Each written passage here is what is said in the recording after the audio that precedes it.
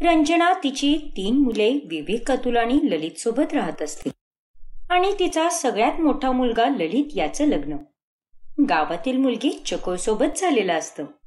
असंच एके दिवशी, हे बघ चकोर, आज आपल्या घरी पाहुणे येणार आहेत, त्यामुळे त्यांच्यासाठी जरा चांगलं जेवण बनव. आपल्याकडून त्यांच्या पाहुणचारात कोणती कमी नाही राहिली पाहिजे, समजलं की नाही? हो आई, आणि तुम्ही त्याची काळजी नका करू, कारण मी जे पण काही काम करते ना ते एकदम मस्त करते.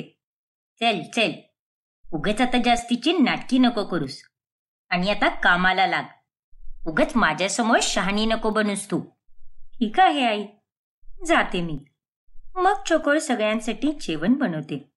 पाहुणे येऊन ते गप्पा मारायला लागतात आणि मग चकोर त्यांना जेवायला वाढते. अगं चकोर, तू पण बस ना आमच्यासोबत जेवायला. अहो नाही काकू, तुम्ही लोक खाऊन घ्या, मग त्यानंतरच मी खाऊन घेईल. अगं पण आम्ही तुझ्यासमोर असं जेवत बसणार, बरोबर वाटतं का ते? अहो त्यात काय झालं एवढं, तुम्ही मोठे आहात ना, त्यामुळे जेवायचा सगळ्यात पहिला मान तुमचाच आहे. खा आता आणि सांगा मला की जेवण कसं बनले. मग सगळेजण आता चकोरच्या हातचं जेवण खायला लागतात. अरे वा रंजना, तुझ्या सुनेच्या हाताला तर खूपच चव आहे, खूपच मस्त जेवण बनवलंय तिने. हो रंजना, अगं तुझी सून तर किती संस्कारी आहे, आणि हे पाहून मला खूपच बरं वाटलं. धन्यवाद. मग थोड्या वेळानंतर, अगं चकोर, आता तर आम्हा सर्वांचंच जेवण झाले, मग आता तू पण जेवण करून घे. हो, मी पण आता जेवायला बसते, पण तरीही तुम्हा लोकांना अजून काही पाहिजे का? बडीशेप वगैरे? अगं नाही चकोर, पहिला आता तूच जेवण करून घे, आम्हाला काहीच नकोय. मग चकोर आता ताट घेऊन खाली जमिनीवर बसते आणि ती जेवायला लागते. आणि तिला आता तसं पाहून पाहुण्यांना खूपच विचित्र वाटतं. अगं रंजना, तुझी सून असं जमिनीवर बसून का जेवतीये बरं? अगं तिला बघून आम्हालाच कस तरी वाटते. हो ना रंजना, अगं आज तर आम्ही घरचीच लोक आहोत, पण हेच जर कोणत्या बाहेरच्या माणसाने पाहिलं तर तो हिच्याबद्दल काय विचार करेल? एवढं चांगलं सासर भेटले, घरात एवढा चांगला डायनिंग टेबल पण आहे, आणि एवढं असून पण तुझ्या सुनेला जमिनीवर बसून जेवायचे. अगं कसं वाटतं ते? आता मी हिला काय बोलू? जाऊ दे, मी नंतर हिला समजावून सांगेल. तुम्ही दोघी त्याची काळजी नका करू. मग पाहुणे गेल्यानंतर, काय गे गावठी मुलगी, किती वेळा सांगितलंय मी तुला आजपर्यंत की दुसऱ्यांच्या समोर जरा नीटपैकी वागत जा, पण नाही, तू तर नेहमीच अशी बावळटसारखी कामं करत असतीस, आणि त्याचमुळे आज पण मला माझी मान खाली घालावी लागली. अहो पण मी असं काय केलंय आई? उलट हे पाहुणे तर माझं कौतुकच करत होते. अगं पण घरात जर डायनिंग टेबल आहे तर तुला जमिनीवर बसून जेवायची काय गरज होती? बावळट कुठली. माफ करा आई, पण आता मला ही सवय लहानपणापासूनच आहे ना, आणि आमच्या गावी तर सगळीच लोक असं खालीच बसून जेवतात, आणि त्यामुळे ही सवय मला पण लागली आहे आई. अगं जर तुला सवय लागलीये तर ती सवय बदलू पण शकतेस ना तू. हे बघ चकोर, तू आता गावाकडून शहरात आलीयस, त्यामुळे इथे लोक कसं राहतात, कशा प्रकारे बोलतात, हे सगळं तुला शिकावं लागेल, कारण असं सारखं सारखं मी तुझ्यामुळे अपमानित नाही होऊ शकत. ठीक आहे आई, पुढच्या वेळीपासून मी नक्की लक्ष देईल. पुढे एके दिवशी ज्यावेळी रंजना आणि चकोर बाहेर शॉपिंग करायला जातात त्यावेळी, हे बघ चकोर, गरज असेल तेव्हाच तुझं तोंड उघड, नाहीतर गप्पच बस, कारण तू जेव्हा पण तुझं तोंड उघडतेस तेव्हा तुझा अडाणीपणा समोरच्याला लगेचच कळून जातो, आणि एकदा का जर तू कोणाशी गप्पा मारायला लागलीस तर तुझ्या गप्पा तर कधीच संपत नाहीत, त्यामुळे तू तर तुझं तोंड बंदच ठेव. ठीक आहे आई, समजलं मला. ते बघ तिकडे फोन आणि टीव्हीचं शोरूम आहे, तसं पण मला एक नवीन फोन घ्यायचाच होता, कारण माझा जुना फोन तर खूपच खराब झालाय. चल आपण आता दुकानातच जाऊन बघू की फोनचे काय रेट चालू आहेत. मग त्या दोघी आता शोरूम मध्ये जातात. रंजना फोन बघण्यामध्ये व्यस्त असते तेच दुसरीकडे चकोर शोरूम मध्ये इकडे तिकडे फिरायला लागते. देवा रे देवा, हा तर किती मोठा टीव्ही आहे. आणि हा पाहून तर असं वाटते की ह्याच्या आतमध्ये कोणतं एक वेगळेच विश्व आहे आणि त्यामध्ये आपण पण जाऊ शकतो. हो मॅडम, तुम्ही अगदी बरोबर समजलात. यामध्ये खरंच एक वेगळं विश्व आहे आणि त्यामध्ये तुम्ही जाऊ पण शकता. काय? खरंच? हो मॅडम, खरं बोलतोय मी. आणि आमच्या इथे तर एक ऑफर पण चालू आहे, ज्यामुळे कोणता पण ग्राहक या टीव्हीमध्ये फ्रीमध्ये जाऊ शकतो. त्यामुळे तुमची एंट्री पण फ्रीच राहील. अरे वा, हे तर खूपच मस्त आहे. मी पण जाईल टीव्हीच्या आतमध्ये आणि एक वेगळं विश्व फिरून येईल. तो सेल्समॅन चकोर सोबत चेष्टा करत असतो. कसली कसली लोक येतात इथे. ही बाई तर एवढी अडाणी आहे की हिला तर माझ्या सगळ्याच गोष्टी खऱ्या वाटल्या. आता तर माझं फक्त एकच काम आहे की हिची मजा घेत राहायची. मग चकोर आता त्या टीव्हीच्या आतमध्ये घुसण्याचा प्रयत्न करते आणि त्यामुळे तो टीव्ही खाली पडून तुटून जातो. मला बाकी काहीच नाही माहिती. माझ्या शोरूममध्ये पूर्ण 60,000 रुपयाच्या टीव्हीचं नुकसान झाले आणि त्याची भरपाई तुम्हाला करावीच लागेल, नाहीतर मी तुमच्यावर पोलीस केस करेन. काय? अगं कसली नालायक बाई आहेस तू. तू तर कधीच नाही सुधारणार.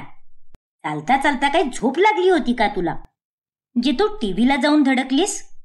अहो नाही आई, मला तर उलट या सेल्समॅनने सांगितलं की या टीव्हीच्या आतमध्ये एक वेगळं विश्व आहे आणि त्यामध्ये प्रत्येक ग्राहकाची पहिली एंट्री फ्री आहे आणि म्हणूनच मी त्या टीव्हीच्या आत जाण्याचा प्रयत्न करत होते. हे तुम्ही काय बोलताय मॅडम? मी तर तुम्हाला असं काहीच नाही बोललो. उलट मी तर तुम्हाला थांबवत होतो, पण तुम्ही तर माझं काहीच नाही ऐकलं. नाही आई. आणि साहेब, तुमचा माणूस खोटं बोलतोय. याने मला असं काहीच नाही सांगितलं. अहो गप्प बसा तुम्ही. तुमच्याकडून चूक झालीये तर ती मान्य करा ना. असं माझ्या माणसावर तुम्ही आरोप का करताय? खूपच चुकीची गोष्ट आहे ही. चला आता या टीव्हीचे पैसे काढा. बाकी मला काय माहित नाही. तू तर आता घरीच चल. आज तर तुझी खेर नाही. मग रंजनाला इच्छा नसताना पण नुकसान भरपाई करावीच लागते आणि मग घरी गेल्यानंतर ती चकोरवर खूपच ओरडते. बघ ललित, आज तिने तुझे किती पैसे उडवले. बसल्या बसल्या 60,000 रुपयाचं नुकसान केलंय तिने. अर्धवट कुठली. हे सगळं काय चकोर? जरा समजदारीने वागत जाना. आणि असं कसं चालेल बरं? तू या शहरामध्ये काही फिरायला आलेली नाहीयेस. अगं तुला तर आता इथे कायमस्वरूपीच राहायचं आहे. मग असं वागून कसं चालेल बरं? तुला आता समजायला हवं की इथे सगळ्या गोष्टी कस काय काम करतात. हळूहळू का होईना, पण तुला हे सगळं शिकावंच लागेल. माफ करा मला, पण पुढच्या वेळेपासून मी पूर्ण लक्ष देईल आणि अशी चुकी मी परत कधीच नाही करणार. फक्त एवढंच बोलायला येतं तुला. अगं तू माफी मागून का आमचे पैसे परत येणार आहेत का? माझीच बुद्धी भ्रष्ट झाली होती, जे मी ललितसाठी तुला पसंत केलं. कोणती तरी एखादी दुसरीच मुलगी बघायला पाहिजे होती, पण माझंच नशीब फुटकं निघालं, जे तू माझ्या घरची सून बनून आलीस. असं नका ना बोलू आई. मी मान्य करते की माझ्याकडून खूपच चुका होतात, पण मी ते मुद्दाम तर नाही करत ना. चुकून होता तो त्या माझ्याकडून. अगं चुका जाणून बुजून कर, नाही तर मुद्दामून कर.